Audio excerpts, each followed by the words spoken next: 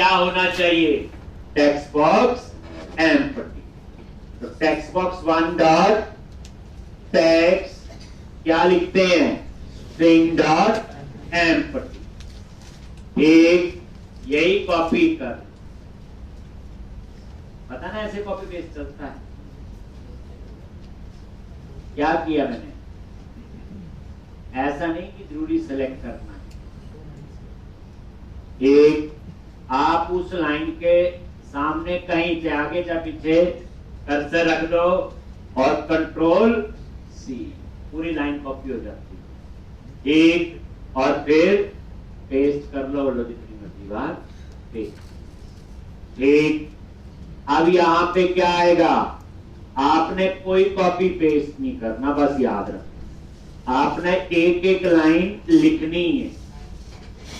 एक आपने तो पूरे कोर्स में ही कॉपी पेस्ट करना। एक तो चारों टेक्स्ट बॉक्स एम्प्टी कर दिए और उसके बाद टेक्स्ट बॉक्स 1 डॉट को बस। अब हमें पता वैसे कि क्लियर वाला कोड है, मैं नहीं बनाना मैथ का कोड को हमेशा बच्चे लिखो ऑन डिमांड, तब आपको पता चलता है कि आपको पूरा फ्लो पता है कि नहीं।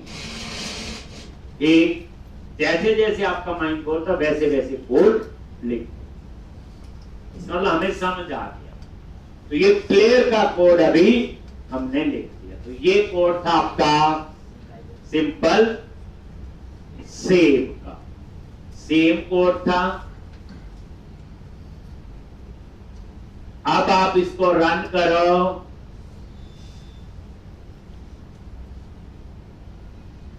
याद रखना नेक्स्ट वीक से मंडे से शुरू करना हमने एमबीसी टॉपिक एक, और काफी डिमांड में मैंने बताया था हर लैंग्वेज के अंदर है, इसलिए 1 महीना फिर हम पूरा एमबीसी पे काम करें। लो जी, अब हम लोग मान लो एक और रिकॉर्ड, ठीक, ये नेम, एड्रेस और सैलरी। सेव बटन पे क्लिक करो स्टोर प्रोसीजर के साथ,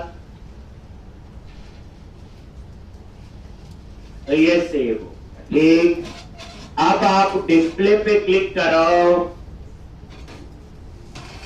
इस पे क्लिक किया, डिस्प्ले, ठीक, फिर डाटा डिस्प्ले करना है। सेव तो हो रहा है, बस फर्क कितना, पहले यही काम इनलाइन क्वेरी से था, अब यही काम जावा सॉरी स्टोर प्रोसीजर के साथ, ठीक।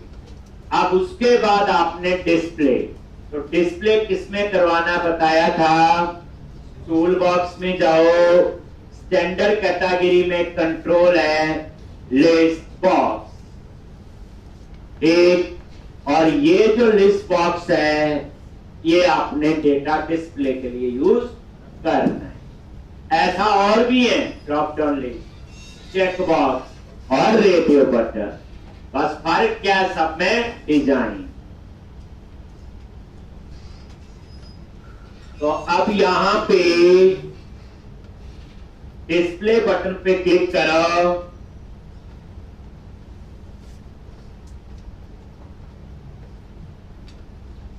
एक डिस्प्ले बटन पे क्लिक किया,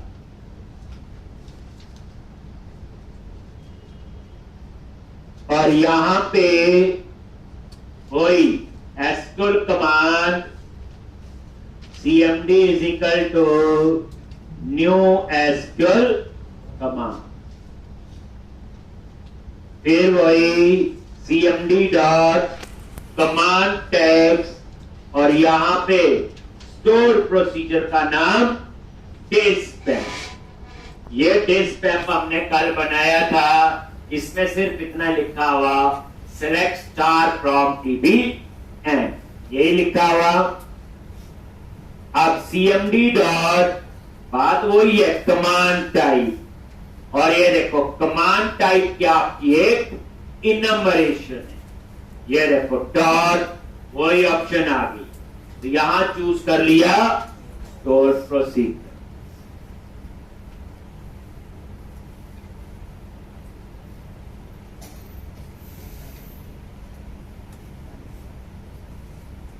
command type dot cmd dot command type is equal to command type dot store procedure.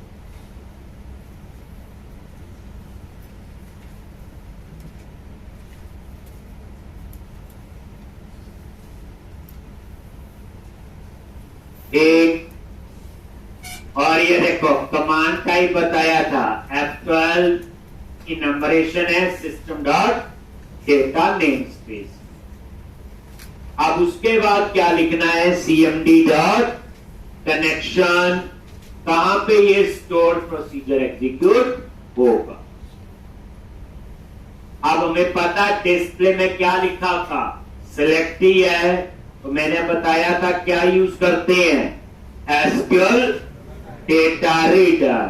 बताया हुआ कि एसक्यूएल डेटा रीडर जो है एक ये डेटा डिस्प्ले करने के लिए यूज करते हैं, ये रीड ओनली होता है, ये फॉरवर्ड ओनली होता है, जिससे डाटाबेस से डाटा एक्सेस करने की जो परफॉर्मेंस है वो बेटर होती है। क्या होती है, बेटर। ठीक, तो एग्जीक्यूट रीडर क्या करेगा, स्टोर प्रोसीजर को एग्जीक्यूट करेगा डाटाबेस में, उसका जो रिजल्ट आएगा, अब उस रिजल्ट का जो रेफरेंस है वो कहां आएगा, डाटा रीडर में। रेफरेंस क्यों कह रहा हूं, क्योंकि जब न्यू नहीं लगाते तो मेमोरी स्टैक में, और स्टैक में क्या आएगा आपका रेफरेंस। इंप्रूव करो। एक, अब इस डाटा रीडर का डेटा मैंने डिस्प्ले कहां करना है, लिस्ट बॉक्स में सारा। तो लिस्ट बॉक्स में हम दो ही कॉलम का डाटा ले सकते हैं, डाटा टेक्स्ट फील्ड ला।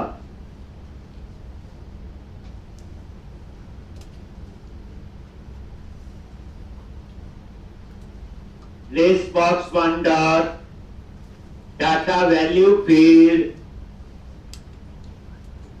उसमें उस कॉलम का नाम जिसका डाटा डिस्प्ले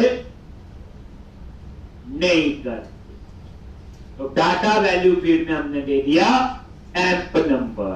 अब क्यों नहीं डिस्प्ले करते, इंटरनली यूज होते हैं। डिलीट करेंगे तो वेयर में एम्प नंबर, अपडेट करेंगे तो वेयर में एम्प नंबर, फाइंड करेंगे तो वेयर में एम्प नंबर, क्योंकि इसको क्या बनाया हुआ, प्राइमरी। और वैसे भी याद रखना जो आईडी, ये कॉलम जो होते हैं इंटरनली यूज करने के लिए होते, स्क्रीन पे डिस्प्ले के लिए नहीं होते। नेक्स्ट, डाटा कहां से आएगा, डेटा सोर्स,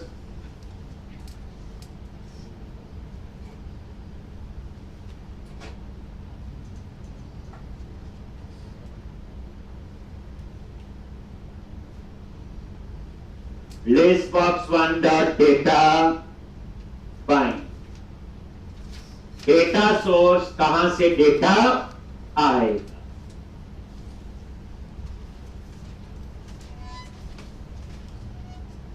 और डेटा बाइंड होता आपका डेटा फिल करने के लिए। डेटा सोर्स कहां से डेटा आएगा, पर डेटा आता नहीं है। आता कब है, जब डेटा बाइंड मेथड को कॉल कर, और उसके बाद डाटा रीडर को क्या कर दो, क्लोज, और कमांड को क्या कर दो, डिस्पोज। अब ये सेम कोड आपके पास लिखा हो,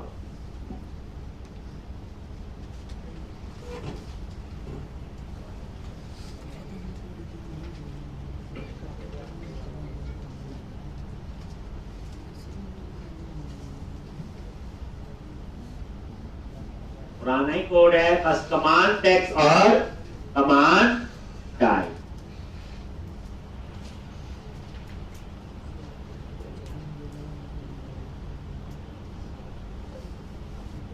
करो और ये देखो डिस्प्ले पे क्लिक किया,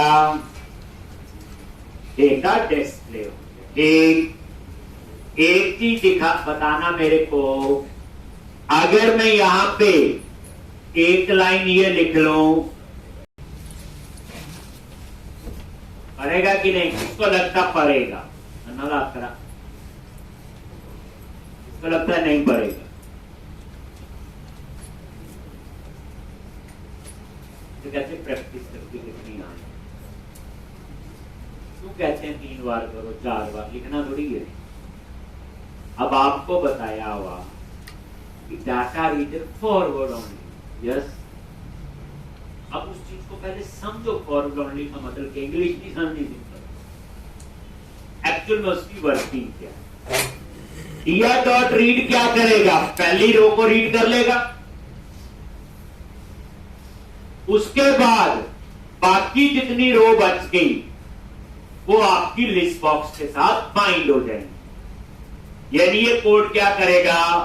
पहली रो को स्किप कर देगा, बाकी रो का डाटा दिखा देगा। क्योंकि पहली रो जब रीड कर ली तो ऑटोमेटिकली वो कहां से शुरू करेगा? सेकंड से करेगा।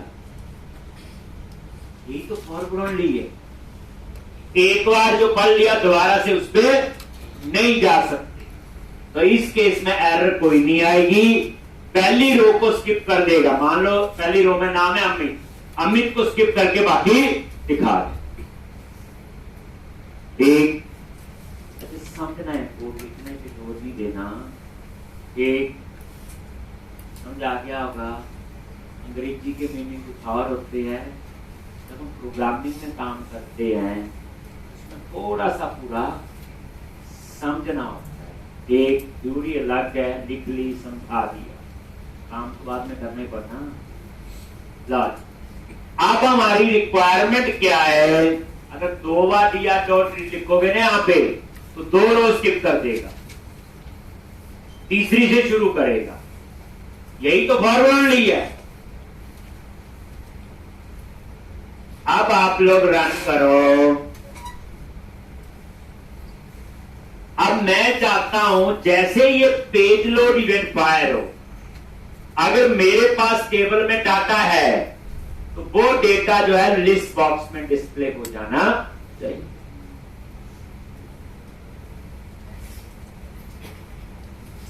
वो डेटा लिस्ट बॉक्स में अभी नहीं हो रहा है। अभी कब डिस्प्ले होगा? जब मैं डिस्प्ले बटन पे क्लिक। तो मैं क्या करूंगा? जो डिस्प्ले वाला कोड है वो मैं पेज लोड में भी लिख दूंगा। कहां पे? Page load event. तो डिस्प्ले का कोड पेज लोड पे भी चाहिए, तो क्या बनाओगे इसका? मेथड। सेलेक्ट कर लिया इसको, एडिट, रिफैक्टर, स्ट्रैक मेथड, सेम चीज, और यहां पे क्या नेम दोगे? टेस्टस्प्रेड।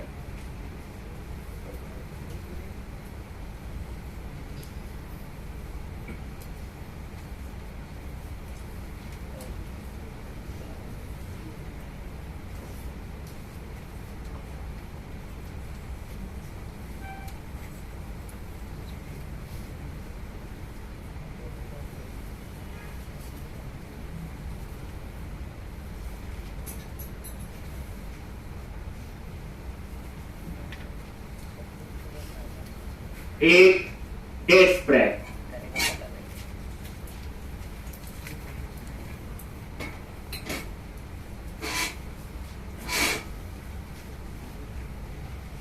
तो ये क्या करेगा? पेज लोड पे टेस्टस्प्रेड को कॉल कर। एक अब यहां पे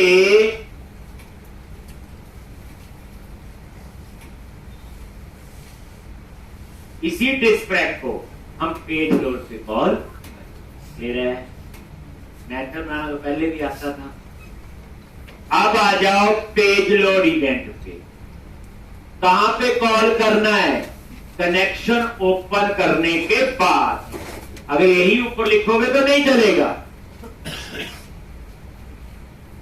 ठीक, तो अब यहां पे मैंने पहले चेक किया पढ़ाया था page dot is post back call, कि जब पेज फर्स्ट टाइम सर्वर से आए तो किसको कॉल करे?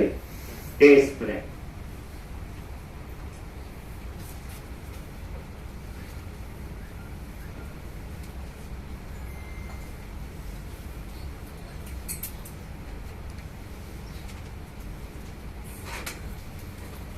Page dot is post back call. अगर ये फॉल्स है देन वो लिस्ट डिस्प्रेक को कॉल करेगा। एक तो पेज, इसका मतलब ये होगा कि पेज पहली बार जब सर्वर से आए, नहीं तो नेक्स्ट टाइम तो वो ट्रू हो जाता है तो इसके अंदर आएगा ही नहीं। तो मेरी रिक्वायरमेंट इतनी है कि जब पेज पहली बार सर्वर से आए तो ये डिस्प्रेक कॉल हो, नेक्स्ट टाइम सर्वर से आए ये डिस्प्रेक कॉल नहीं होना चाहिए। अगर ये बार बार कॉल होगा तो परफॉर्मेंस स्लो होगी, हो सकता है कोई लॉजिक भी फेल हो हमारा। ठीक, अब आप रन करोगे, जैसे देखो आगे अपने आप अगर डेटा है तो आ जाएगा।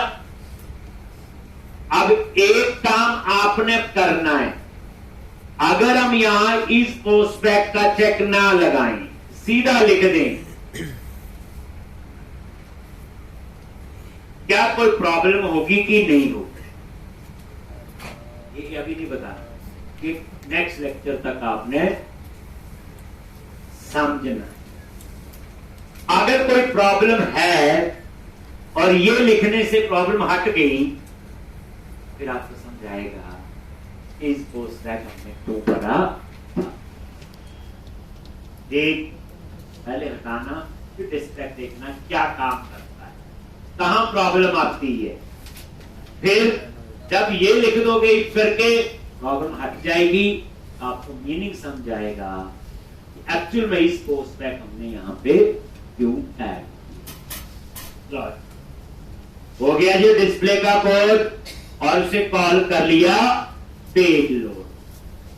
अब यही डिस्प्ले का कोड जो है आप कॉल कर लो सेव बटन पे। कहां पे?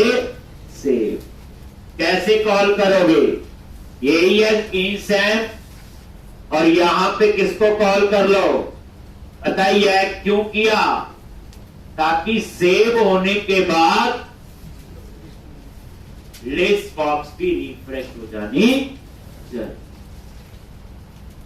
पेज लोड का कोड एक बार ही चलेगा। इस पोस्ट बैक फॉल्स कर दिए, ये तो पिछले में भी किया। कोड और अच्छा होना चाहिए, नेक्स्ट टाइम करें। अब आप ये देखो,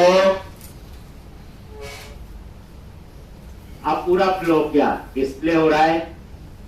आपने एक और रिकॉर्ड डाला जी, नेम, एड्रेस और सेव भी हो गया। और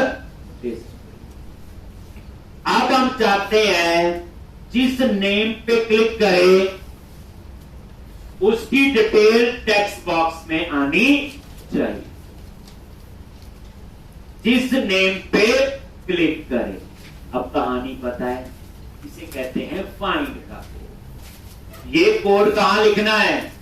लिस्ट बॉक्स। एक तो यहां पे गए, ये लिस्ट बॉक्स, लिस्ट बॉक्स के क्लिक में चाहिए तो डबल क्लिक किया, selected index change.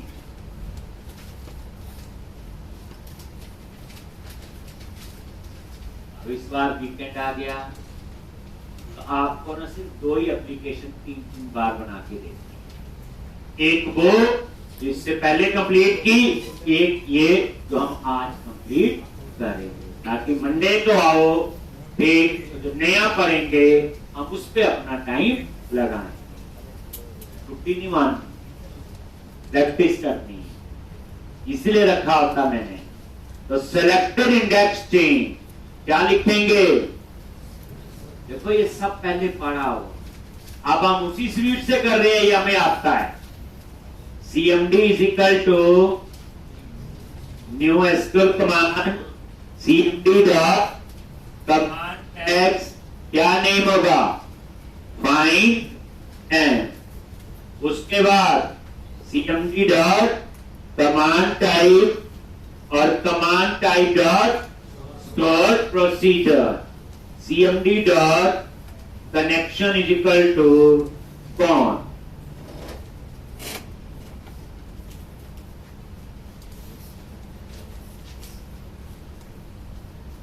CMD dot connection is equal to con. और हमें पता है जो फाइंड एप स्टोर प्रोसीजर है उसमें एक पैरामीटर है,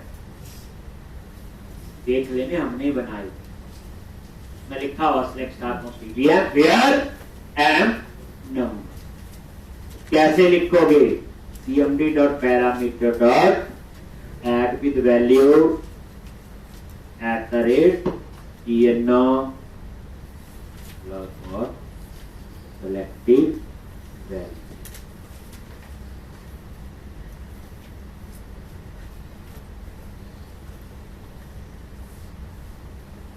सेलेक्टेड वैल्यू क्या करता है, जिस नेम पे क्लिक करोगे वो उसका एम्प नंबर उठाएगा। और डाटा वैल्यू फील्ड में क्या दिया हुआ, एम्प नंबर। तो लिस्ट बॉक्स से डाटा वैल्यू फील्ड का डाटा उठाना हो तो क्या लिखते हैं, सेलेक्टेड वैल्यू।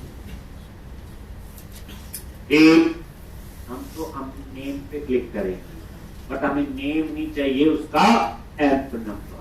तो सिलेक्टेड वैल्यू से एम्प नंबर आएगा, जो कि डिस्प्ले वाले कोड में नजर मारो, डाटा वैल्यू फील्ड में क्या है, एम्प नंबर। कौन सा, जिसको आप सेलेक्ट करोगे, दैट्स वाई सेलेक्टेड। बस अब है तो इसमें भी सिलेक्ट क्वेरी, तो again CMD dot execute read. हमें पता है एक ही रो आएगी, एम्प नंबर प्राइमरी की है, एक ही एम्प्लॉय के पे क्लिक करेंगे तो डाटा रीडर में सिंगल रो आएगी। हम चेक कर रहे हैं कि रो है भी कि नहीं। अगर ये रो है कि नहीं,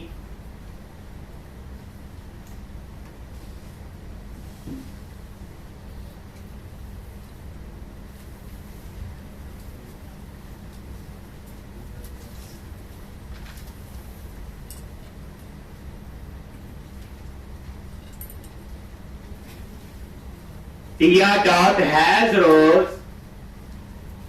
चेक किया डाटा रीडर में रो है कि नहीं। अगर ये रो है तो इफ के अंदर जाएगा और टीआर डॉट रीड से वो रीड करे।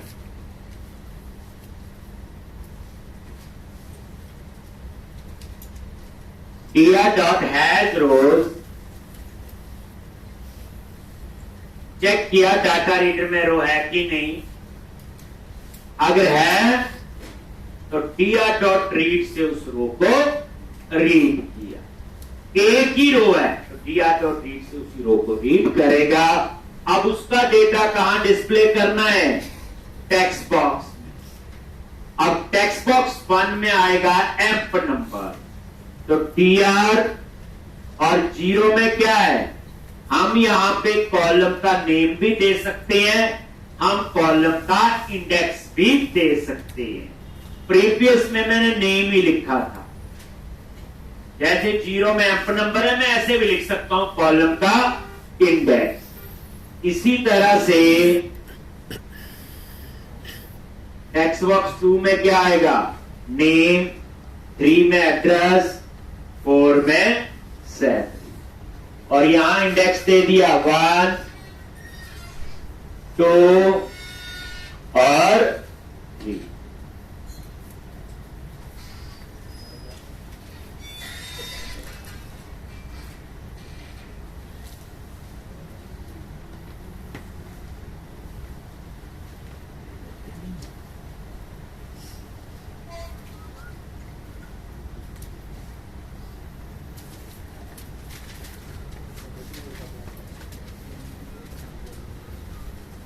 TR dot has row, check किया रो है कि नहीं। अगर रो है तो टीआर डॉट रीड से उस रो को रीड कर लिया और यहां पे ये डाटा टेक्स्ट बॉक्स में 1 2 3 4, 0 में एम्प नंबर, 1 में नेम, 2 में एड्रेस, 3 में सेल।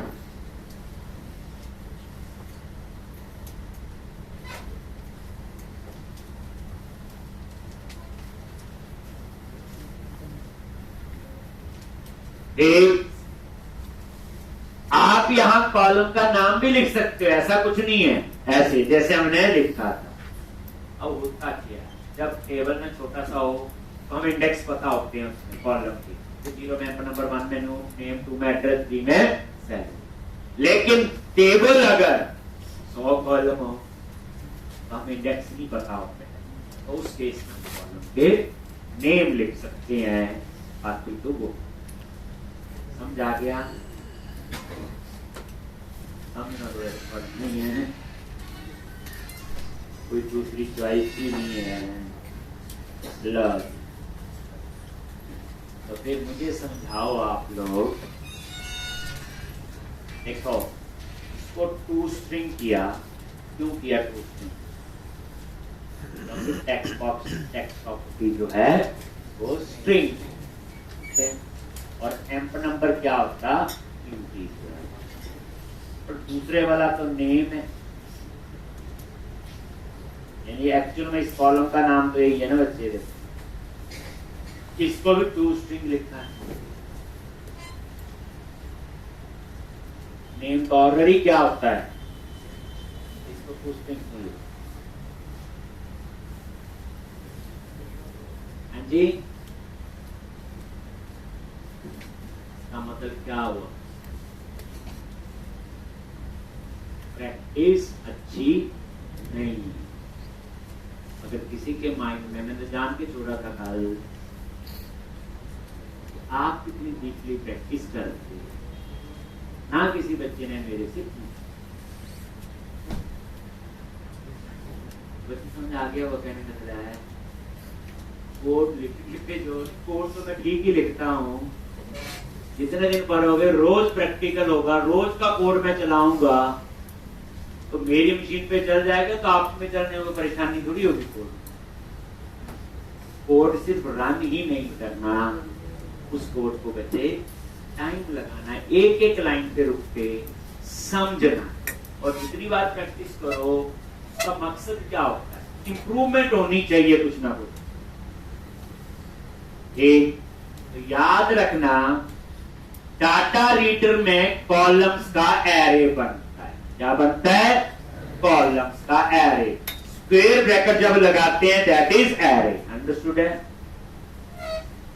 अब आप बताओ, हमने पढ़ा होता कि एरे स्ट्रिंग का बनेगा, एरे इंटीजर का बनेगा, ऐसे पढ़ा होता है।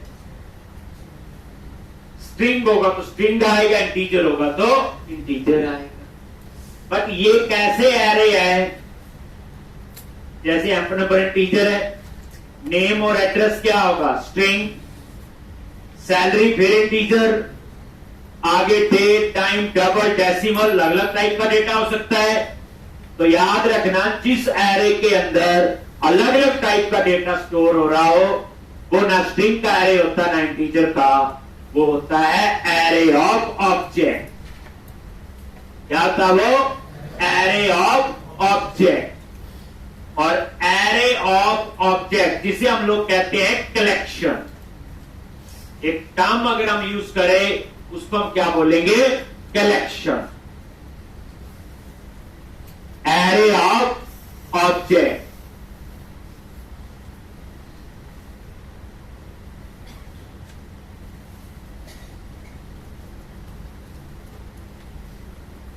और उसको हम क्या कहते हैं? कलेक्शन। सी प्लस प्लस में क्लास होती है ना, हम क्लास का ऑब्जेक्ट बनाते हैं, हम कहते हैं ऑब्जेक्ट। उसी ऑब्जेक्ट का क्या बना लो? Array, that is array of object. इसको हम क्या बोलते हैं? कलेक्शन। तो ये जो डाटा रीडर है, ये जो कॉलम्स का एरे है, ये ना स्ट्रिंग का ना इंटीजर का, ये एरे है ऑब्जेक्ट का। अब एक ऑब्जेक्ट में स्ट्रिंग भी आ जाता है, इंटीजर भी आ जाता है, डेट टाइम डबल डेसिमल, इसलिए एक कॉलम जो है दैट इज आपका क्या बना, एक ऑब्जेक्ट। जितने भी कॉलम है क्या, एक ऑब्जेक्ट। तभी हमें इसे क्या करना पड़ा, टू स्ट्रिंग, क्योंकि लेफ्ट हैंड साइड पे टेक्स्ट जो है वो स्ट्रिंग। आप ये देख लो ना, हटा दो, ये देखो एरर देखिए, मैंने थोड़ी दी एरर, फिर आप इससे माउस लेके जाओ एक, और यहां लिखा हुआ है देखो, can not convert object to string. इसका मतलब क्या हुआ, एक ऑब्जेक्ट। तो फिर आपको पता चल जाएगा कि क्या लिख देना और क्या करना। बस बात समझाई मैंने, क्या बताया, एरे था पर एरे ऑफ, और जब अलग अलग टाइप का डेटा स्टोर हो रहा हो तो वो एरे स्ट्रिंग इंटीजर का नहीं होता, वो किसका एरे होता है, ऑब्जेक्ट का। उसको हम क्या कहते हैं, सेलेक्ट। ये लॉजिक क्लिक किया, आया नहीं क्या,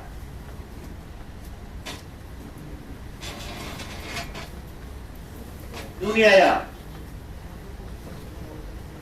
मैंने कोड तो लिख दिया, बताया हुआ।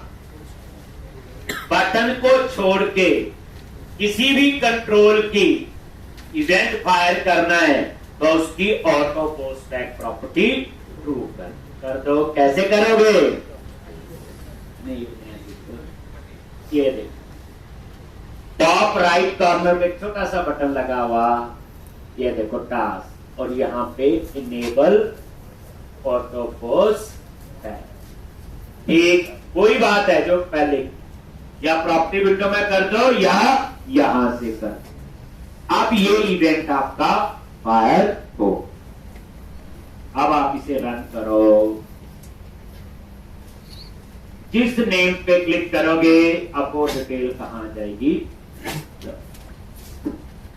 अब हम चाहते हैं जैसे अमित है, ये अमित कुमार है, तो अपडेट के क्लिक में टेबल में अपडेट होना चाहिए। तो अब आप अपडेट का कोड लिखोगे, तो अपडेट बटन पे डबल क्लिक किया,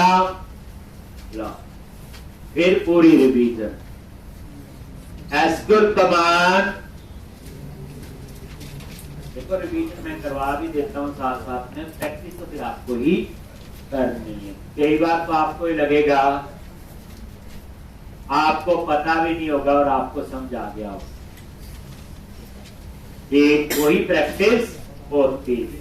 अब ये देखो cmd डॉट क्या लिखेंगे कमांड टेक्स्ट में, स्टोर प्रोसीजर जो कल बनाया था यूपीडी एम,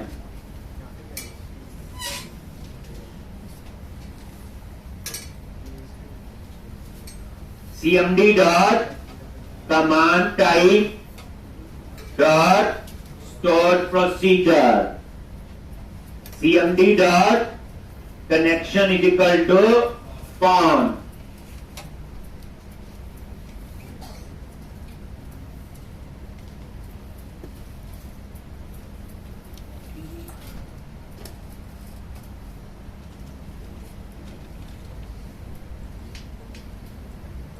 और इसमें पैरामीटर, तो इसमें 4 पैरामीटर हैं, एम्प नंबर, नेम। आप स्टोर प्रोसीजर को आप चेक भी करो जाके, नहीं याद आए, एक एम्प नंबर, और ये एम्प नंबर कहां से आएगा, 1, और उसके बाद name, address, salary, text box 2, 3 और 4।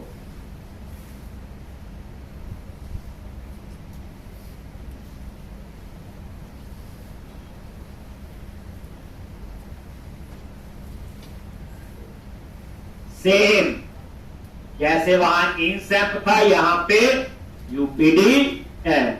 और इसमें आप अपडेट क्वेरी लिखी है और उसके बाद क्या लिखते हैं, cmd dot execute non query and cmd dot dispose.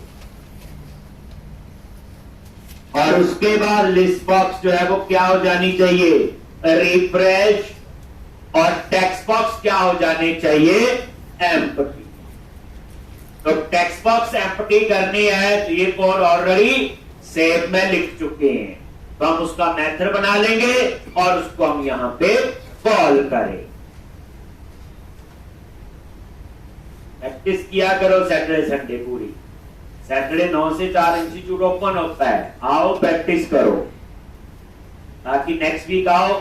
पुरानी प्रैक्टिस पारी होनी चाहिए, बट प्रैक्टिस कैसी होनी चाहिए ये थोड़ा सा ध्यान देना। कोड लिखना नहीं, मैं पढ़ाता हूं, मैंने देखा बच्चों को प्रॉब्लम आती है, मेरा पढ़ाया हुआ बच्चे अच्छी प्रैक्टिस करते हैं, प्रैक्टिस में बार बार करते हैं, लेकिन उनको जॉब में प्रॉब्लम आती है क्योंकि जब का कोड को समझ के नहीं लिखेंगे। यहाँ पे हमने सेव का कोड लिखा,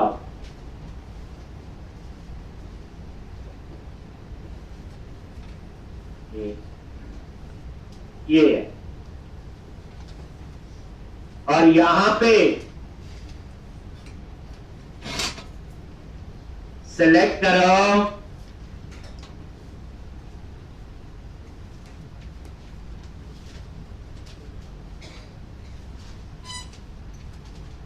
एडिट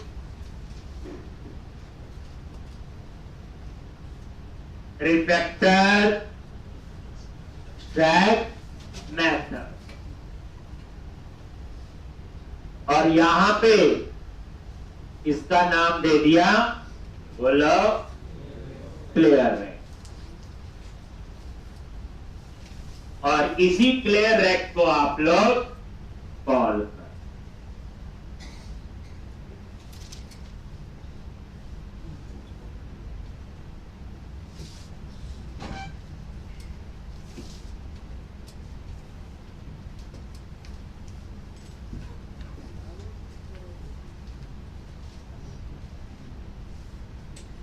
अब यही क्लियर रैक कॉल करना है कहां पे, बोलो अपडेट।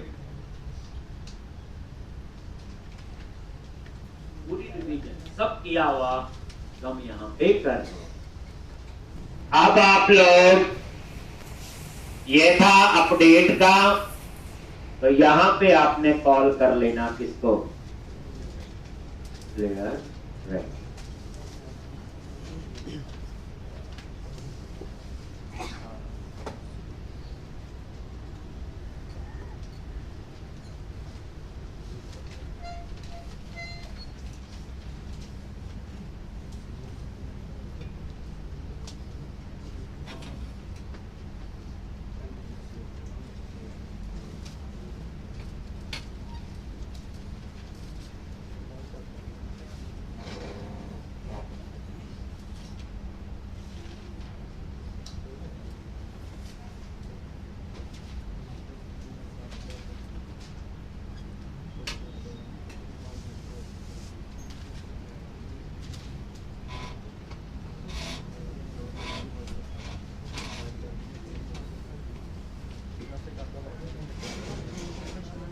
एक ये कोड था आपका अपडेट।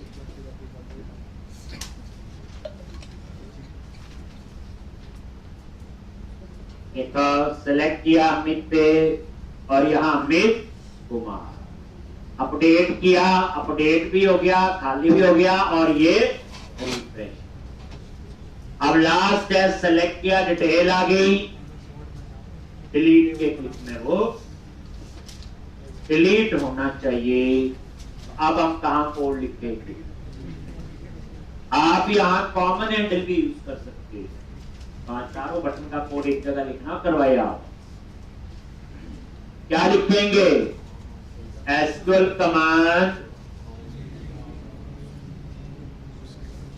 एक cmd dot command tags, store procedure का नेम है डेल एन, और cmd dot command type dot stored procedure cmd dot connection con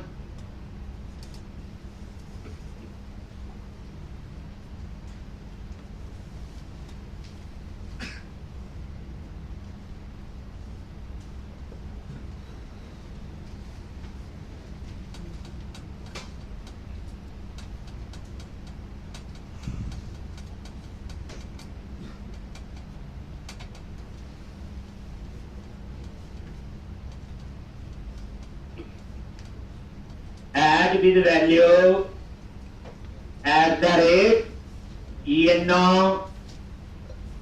इसमें एक ही पैरामीटर है टेक्स्ट बॉक्स 1 डॉट टेक्स्ट, बस डिलीट में यही क्वेरी होती है, delete from table name where M number, और उसके बाद cmd dot execute non query and cmd dot dispose,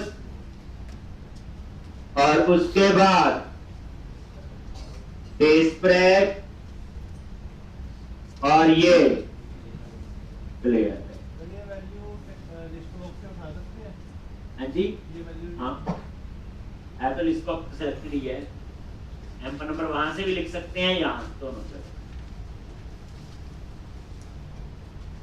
तो आने वाले टाइम पे तो पेज पे हमने एम का नंबर के लिए टेक्स्ट बॉक्स लगाना ही नहीं, वो आगे आइडेंटिटी कॉलम और कर सकते हैं।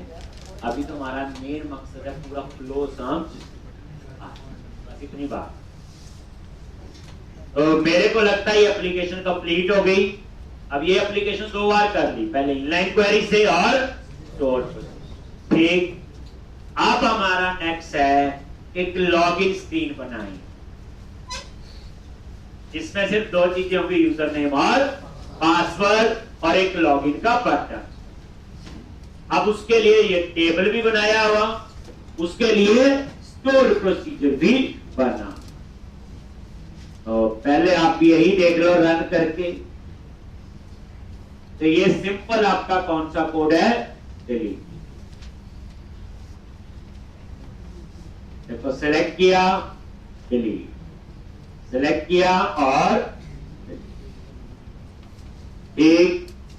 तो अब हम थर्ड टाइम एक काम करो, इसी प्रोजेक्ट में एक और पेज ऐड कर, लॉगिन के नाम से। हो सकते हैं प्रोजेक्ट में जितने मर्जी पेज हो, प्रोजेक्ट ऐड न्यू आइटम और वेब फॉर्म, और यहां पे इसका नेम दे दिया, बोलो लॉगिन, और ये बन गया लॉगिन डॉट ASPX।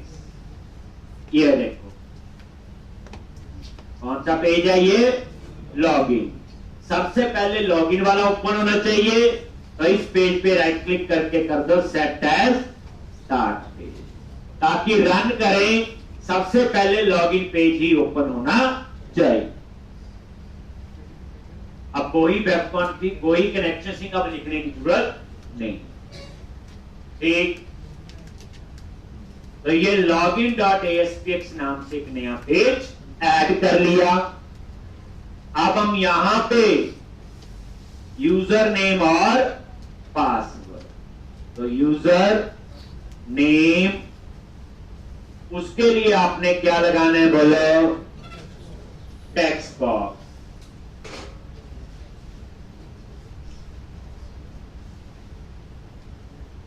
पासवर्ड, उसके लिए टेक्स्ट बॉक्स। पासवर्ड जो है वो स्क्रीन पे डिस्प्ले नहीं होना चाहिए। तो पासवर्ड वाले टेक्स्ट बॉक्स की प्रॉपर्टीज में जाओ, और एक प्रॉपर्टी होती है टेक्स्ट मोड, उसको आपने सेट करना है पासवर्ड। पासवर्ड स्क्रीन पे नजर थोड़ी आता है जब कोई पर्सन लिखता है, तो टेक्स्ट मोड सेट कर दिया पास।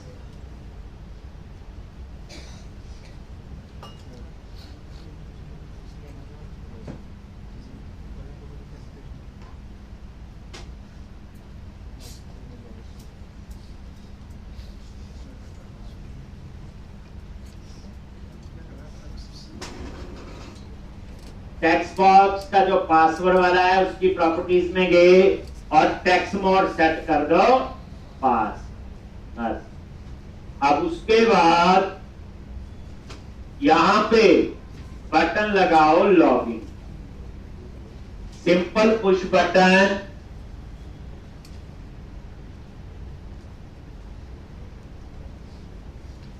ये लॉगिन ठीक, और यहां पे ये आपका लेबल कंट्रोल, कौन सा ये ले ठीक, इसमें मैसेज आएगा रॉन्ग यूजर रॉन्ग पासवर्ड। अभी हम सिंपल ही कर देंगे। लेबल में क्या आएगा मैसेज, ये लेबल कंट्रोल है, स्टैंडर्ड कैटेगरी में है ठीक। लॉन्च तो सबसे पहले इस पेज पे डाटाबेस एक्सेस होगा, तो उसके लिए कनेक्शन ओपन करना, कोड फाइल में गए, डबल क्लिक किया और वही तीनों नेम स्पेस याद हो गए होंगे अब तो, यूजिंग सिस्टम डॉट डेटा। इस नेम स्पेस में कॉमन मेंबर हैं जो सारे डाटाबेस के साथ यूज कर सकते हैं। Using system dot data dot SQL client,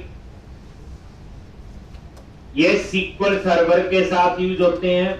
using system dot configuration, ये किसके लिए होता है, वेब कॉन्फ़िग फाइल से डेटा रीड करना या राइट ठीक। तो सिस्टम डॉट कॉन्फ़िगरेशन,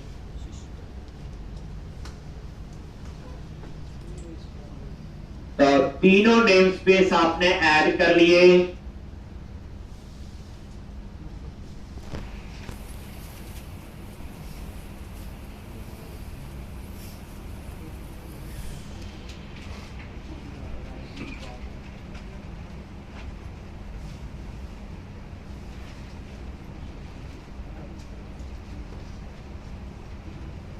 ठीक, अब आप लोग क्लास में आ जाओ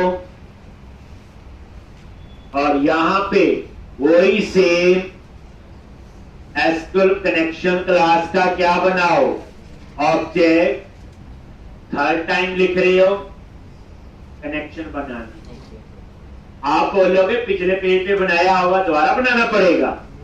अभी हमें इतनी ASP.NET नहीं आती कि एक पेज का डाटा दूसरे पे कैसे एक्सेस करते हैं। जब वो आता होगा फिर हम कनेक्शन एक जगह ही ओपन करते हैं, एक वो आगे आए।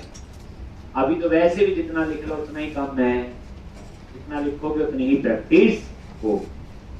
अब पेज लोड में आ जाओ और वही कनेक्शन स्ट्रेट पॉन dot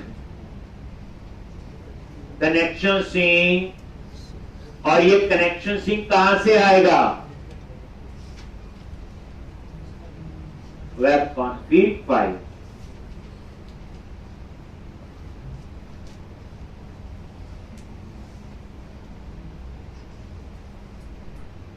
configuration manager dot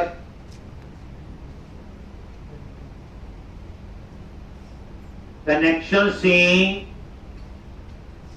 CNE का नेम डॉट कनेक्शन।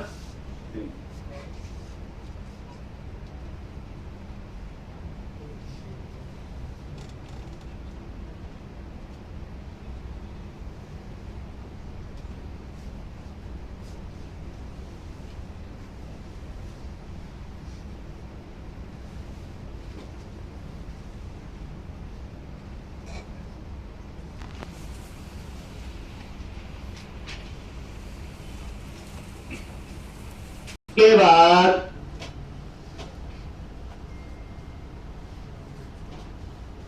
ले रहा है configuration manager dot connection sync CNE का name, if con dot state is equal to connection state dot close, और यहां पे कनेक्शन को क्या कर दो ओ।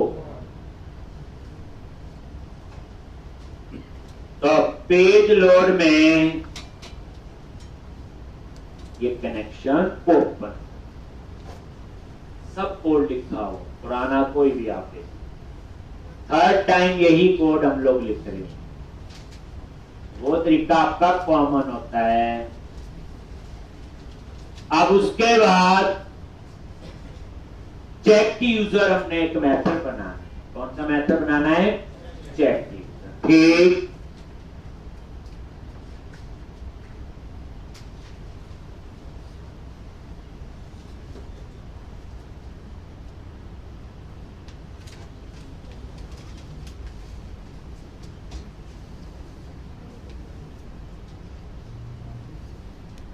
और यहां पे आगे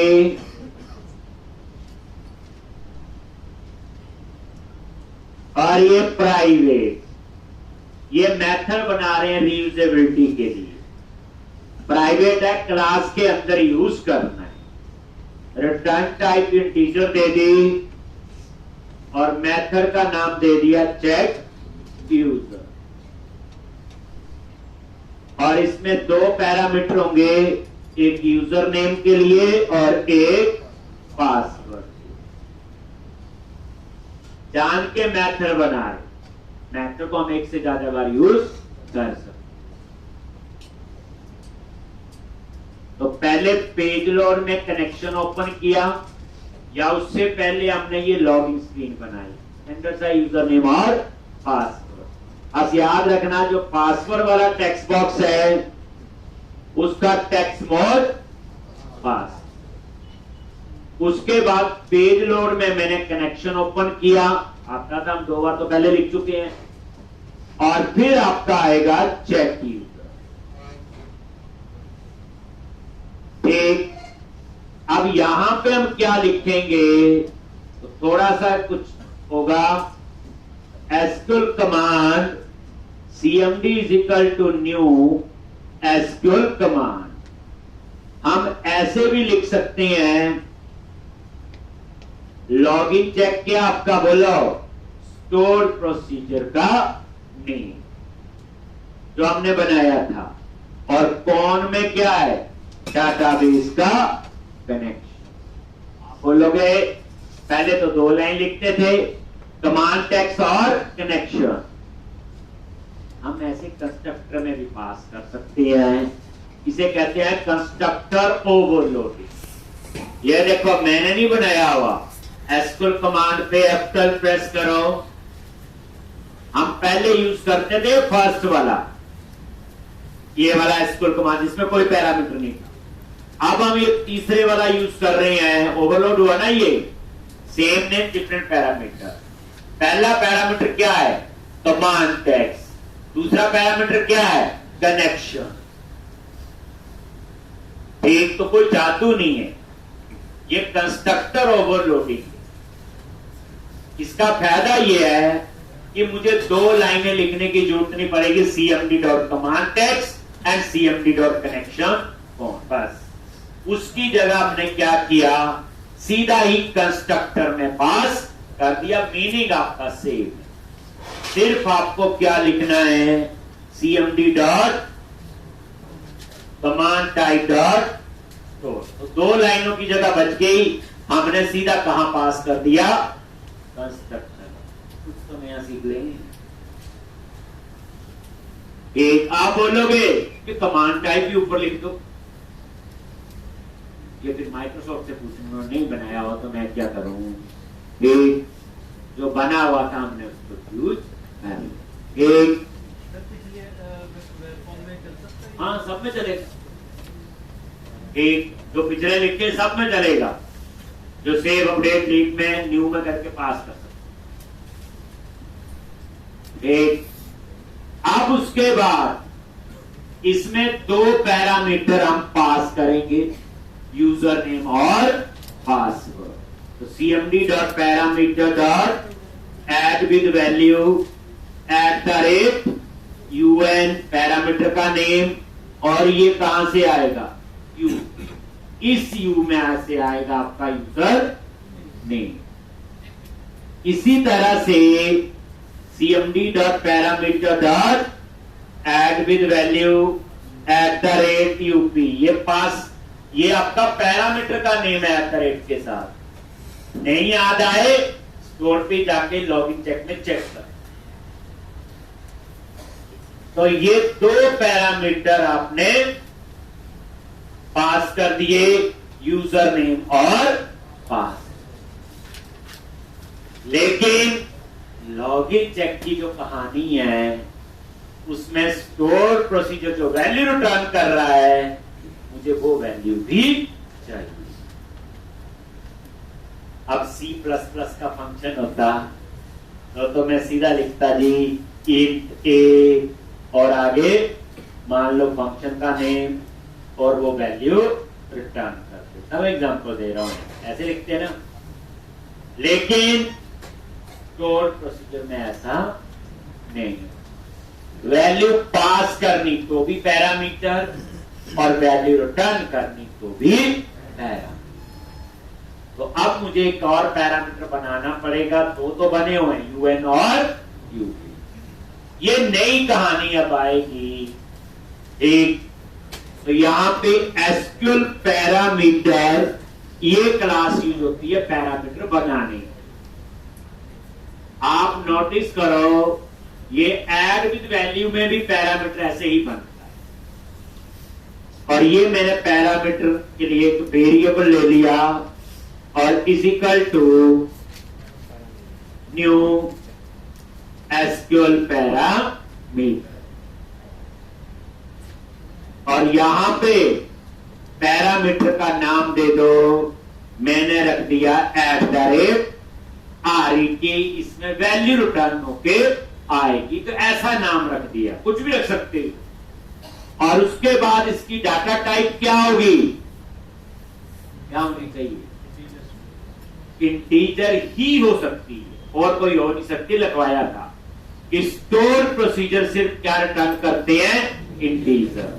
तो उसके लिए क्या बना हुआ, SQL DB type dot A. SQL DB type भी एक इनमरेशन है, इसमें सारी डाटा टाइप है SQL। ये देखो क्या ये system dot data name space में, और enum SQL DB टाइप, और इसमें क्या सारी डाटा लो। तो SQL DB type dot in, और ये आपने दे दिया डाटा टाइप। ठीक, अब ये कैसे पता चलेगा कि इसमें डाटा रिटर्न होके आएगा, तो मैंने आपको लिखवाए थे स्टोर प्रोसीजर में कौन कौन सी टाइप के पैरामीटर होते। आपको लिखवाया था एक होता है इनपुट, बाय डिफॉल्ट इनपुट हो, वैल्यू पास करना, जैसे @UN इसकी तो टाइप नहीं दी, बाय डिफॉल्ट ये इनपुट है। @UP ये भी इनपुट है। ठीक, ऐसे दूसरा लिखवाया था आउटपुट, वैल्यू रिटर्न करने के लिए। तीसरा लिखवाया था इनपुट आउटपुट, जो दोनों काम करें। बट हम इन तीनों को यूज करेंगे। हम यहां पे मैंने बोला 3 टाइप्स के होते हैं पैरामीटर, लेकिन होते वो 4। मैं इस पैरामीटर की डायरेक्शन बताऊंगा। पैरामीटर का नाम क्या है, @RET डॉट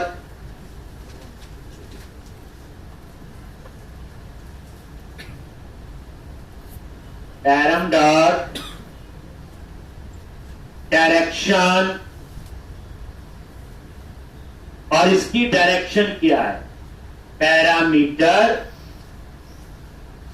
डायरेक्शन डॉट, और इसमें 4 डायरेक्शन है, देख लो, इनपुट आउटपुट रिटर्न वैल्यू और इनपुट आउटपुट। मैं यहां यूज करूंगा रिटर्न वैल्यू, जबकि पैरामीटर रिटर्न कर रहा वैल्यू। ये देखो, ये भी क्या आपकी इनमरेशन। कितने टाइप के हैं, 4। इनपुट आउटपुट और याद रखना रिटर्न वैल्यू वाला एक ही पैरामीटर हो सकता है। अगर आपको एक से ज्यादा वैल्यू रिटर्न करनी हो तो हम आउटपुट यूज करेंगे। क्या करेंगे? तो मैंने यहां पे क्या यूज किया? Return value. अब पता चलेगा इस पैरामीटर में वैल्यू रिटर्न होके आएगी, बट किसका? then cmd dot parameter dot add, और ये पैरामीटर का नेम ऐड भी करना पड़ेगा ना स्कूल कमांड में। जैसे ये ऐड नहीं करते cmd dot parameter dot add, तो हमने इसको ऐड एक। उसके बाद की कहानी के लिए आपको मंडे आना पड़ेगा। तो मंडे हम ये सारा कंप्लीट करेंगे। ये लॉगिन वाला मैं शुरू से समझाऊंगा।